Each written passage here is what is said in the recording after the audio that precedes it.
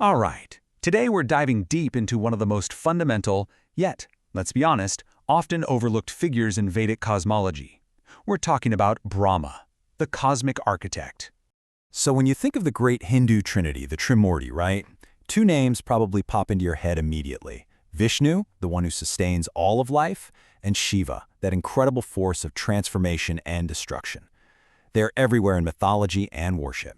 But what about the third pillar of that cosmic trio?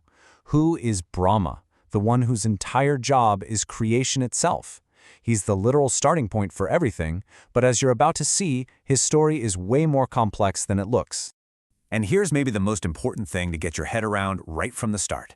Brahma is often understood less as a god you'd find in every temple, and more as the living, breathing embodiment of a cosmic principle, the very impulse of creation itself.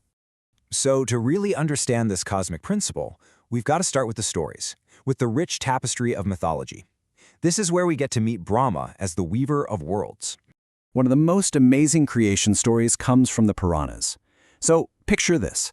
There's nothing but a vast primordial ocean.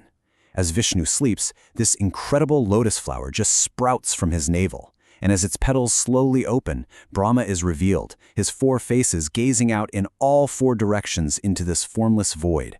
And from there, he starts his grand project, bringing forth everything, the elements, our senses, all living beings. Now, those four faces, they're not just for looking around. The symbolism here is so profound.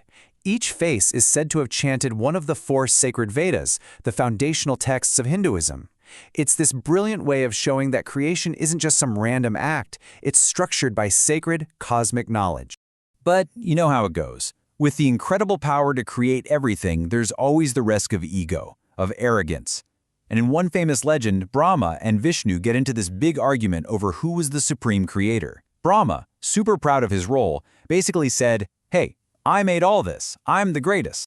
Well, to settle the dispute and teach a really important lesson, Shiva steps in. He appears as a lingam, an infinite pillar of pure light with no beginning and no end. He challenged both of them to find its source, and of course, neither could. The message was crystal clear. Creation, as powerful as it is just one part of a much bigger, endless cycle of creation, preservation, and dissolution. Okay, so that's the epic mythology. But now let's peel back the layers and trace this idea back to its deeper, more abstract roots in the earliest Vedic texts. This is where things get really fascinating, with the idea of the golden womb. In the Rig Veda, one of the oldest texts on the planet, there's this incredible hymn called the Nasadya Sukta. And it doesn't give you easy answers. It just asks these profound questions about what existed before existence itself. And it concludes that the very first stirrings of reality came from kama, which means desire, the primal seed of mind. So what on earth does that ancient verse actually mean? Well, to put it simply, before there was anything, there was the will for something to exist. This cosmic impulse, this fundamental desire to manifest, that is the essence of Brahma's creative power. Another hymn, the Hiranyagarbha Sukta, actually gives this impulse a name, Hiranyagarbha. It translates to the golden womb or golden embryo. And this hymn talks about a single, self-born Lord who was the very first thing to emerge and who set up the heavens and the earth. So again, let's break that down. The idea here is that all of reality, with all its crazy complexity, came from one single shining source. This golden seed is basically the Vedic precursor to the character of Brahma, the foundational architect holding the whole show together. And this idea just keeps evolving. By the time we get to the Upanishads, it blossoms into this famous declaration, Sarvam Khalvi Idam Brahma. It means that everything you see, everything that exists, is all just a manifestation of one single, all-pervading reality called Brahman. And Brahma, the creator, is the active force of that ultimate principle. So you might be thinking, okay, that's some pretty deep philosophy, but how does it actually connect to, well, us?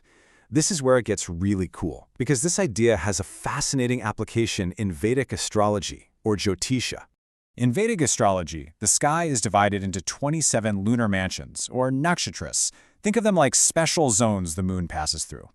The fourth one is called Rohini, and it's known as the Star of Ascent. It's considered the celestial home of Brahma himself, a space in the cosmos just buzzing with his creative, fertile energy.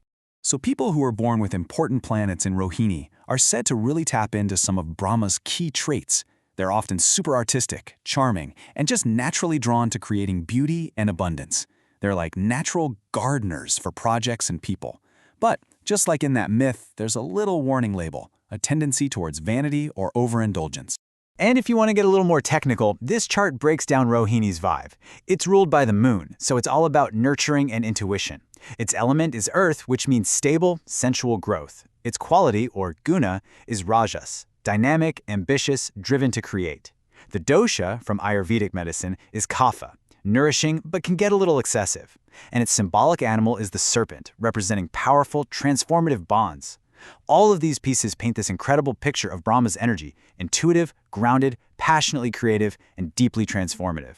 So, as we bring all of this together, we come right back to that central image of the lotus. It's just the perfect metaphor for what Brahma is all about, and for creation itself.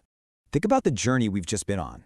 We went from Brahma as this abstract Vedic principle of cosmic desire to a four-faced mythological creator, and finally to a real celestial influence in astrology. And through all of it, he always stands for one thing: that dynamic, continuous, never-ending process of creation. And this leaves us with one final, pretty powerful thought. Maybe Brahma's creative spark isn't just some ancient story that happened out in the cosmos. Maybe it's the very force inside each of us that lets our own potential, our own inner lotus, unfold and open up to the infinite possibilities of creation. So the question is, what are you creating today?